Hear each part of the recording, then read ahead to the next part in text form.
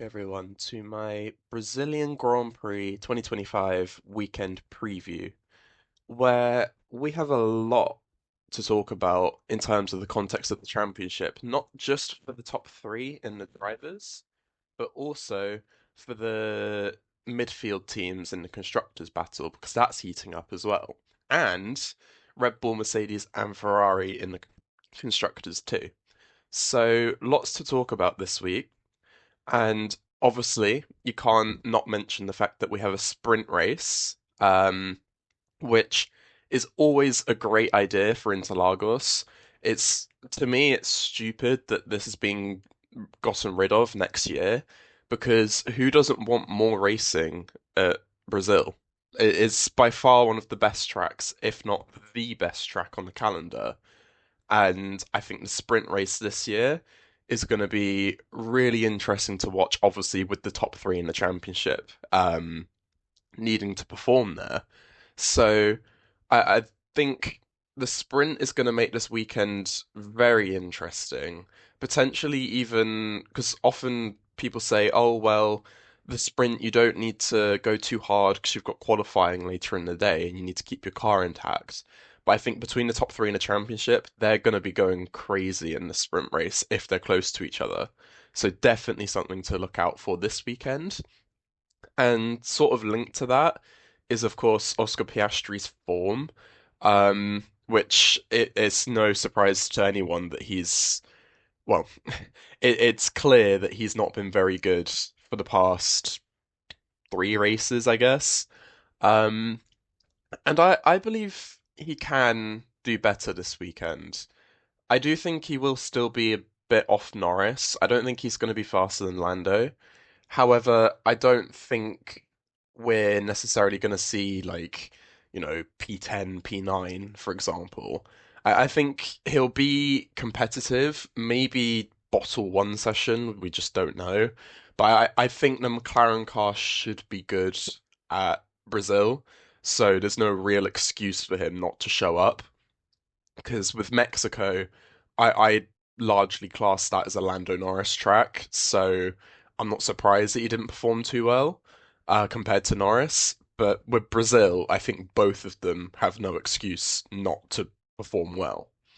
But if any of you have looked at the weather radar at the moment, which obviously can't be fully trusted, but it's looking like a rainy weekend, and you know who that benefits? Of course, Max Verstappen.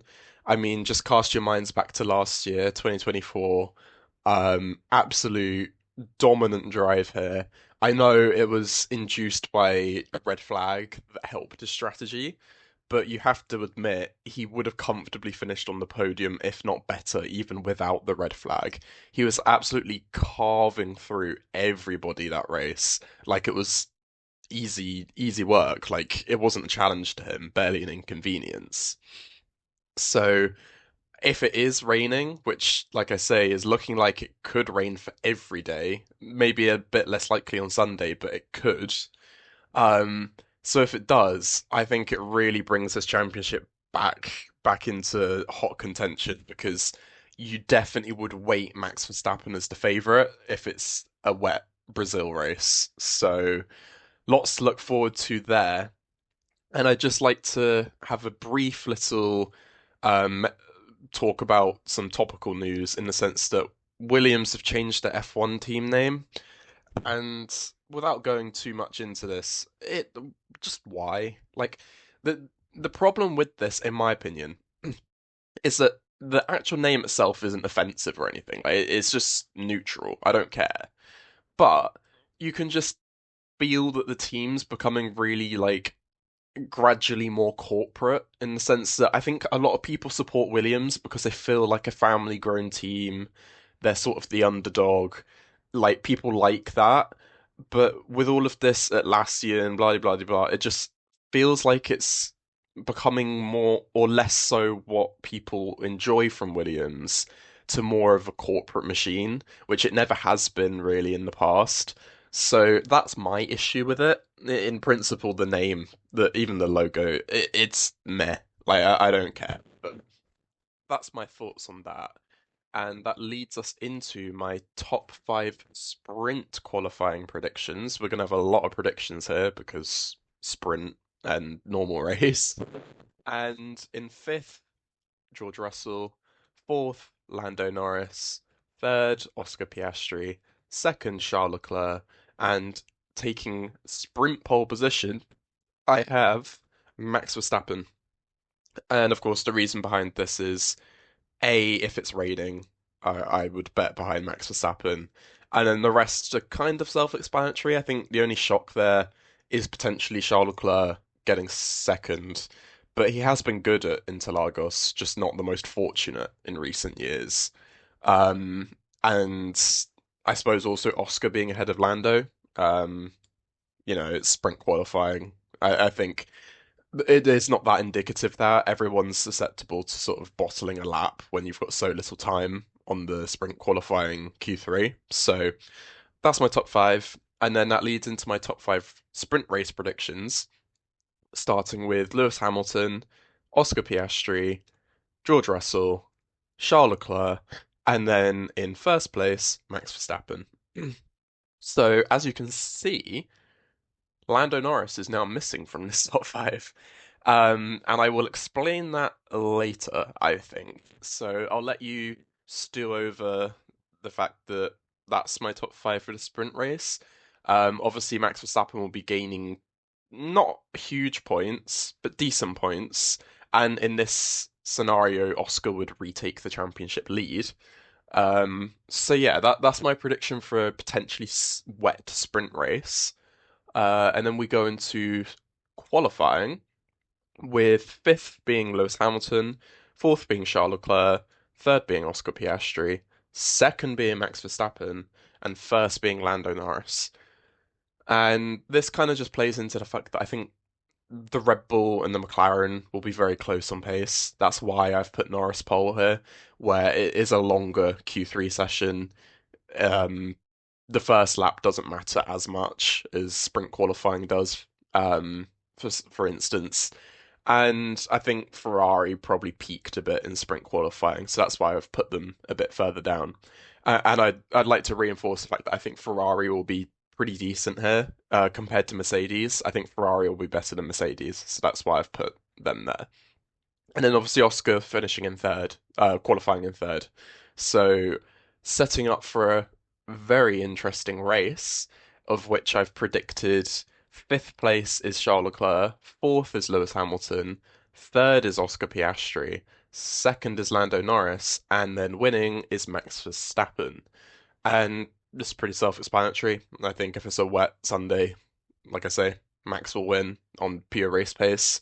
And then the rest kind of stays as it was. Obviously, the two Ferraris swapping around, but that's not much of a big talking point, is it? So that's my top five race predictions, which leads into the best segment of the weekend of Stroll of the Week, where this week I'm feeling, you know, last week was a terrible performance, or last weekend was a terrible performance by me for the Stroll prediction. So I've kind of reined myself in a bit. I've given him a sprint qualifying of 13th and a qualifying of 19th. I know, high positions for Lance, really really good. Um, so those are my sprint and qualifying predictions, and then that leads to a sprint race finish of 15th and a race finish of 13th. Which, look, I just brought the positions down this weekend. I'll be honest. I don't back him to get points. Like, I don't know why I did that last week. The hope in me has crumbled since last week. It took that long. It's gone now. So you're left with this 15th and 13th. If it happens, it happens. But like, let's be honest. Does does anyone think this is going to happen? Probably not. But if it's a wet race, I bet I just get absolutely screwed over, and Lance Stroll just does a Melbourne performance and finishes in like fifth somehow. So that's that. And then my general prediction this week, which I alluded to earlier, is I think both McLaren drivers will make contact with each other I'm not going to specify which session, but I think both will make contact at some point in this weekend.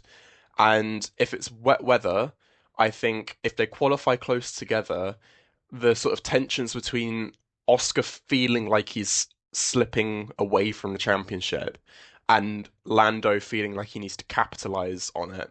I think those two mentalities are going to absolutely clash with each other. And if they're close, like I say, if they're close to each other on track, I think a chance of a crash in wet weather is quite likely. So that's why I've gone for this prediction. Um, I think it's hard to say whether it's a double DNF, whether it's just a broken end plate. I'm not going to predict that, but I do believe that there's going to be some sort of drama between the McLaren cars this weekend, and Max Verstappen will capitalize on it. And then that's kind of my weekend preview wrapped up. I'd say takeaways. The wet weather's gonna spice things up as it always does at Interlagos. It's gonna be a great race, I think.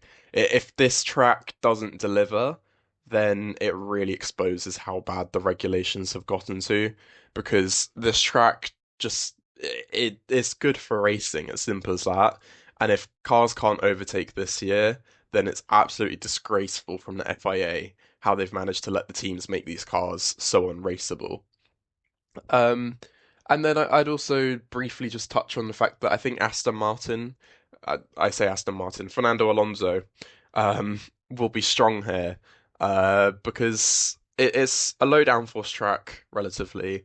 I know they weren't amazing here last year, but you look at 2023 where he had that amazing battle with Sergio Perez. I think this track does suit Aston Martin in terms of the battle for the midfield. So I think Aston Martin will be there. I think Mercedes won't be very good. Um, and then uh, I think the worst team will probably be Haas, if I'm honest.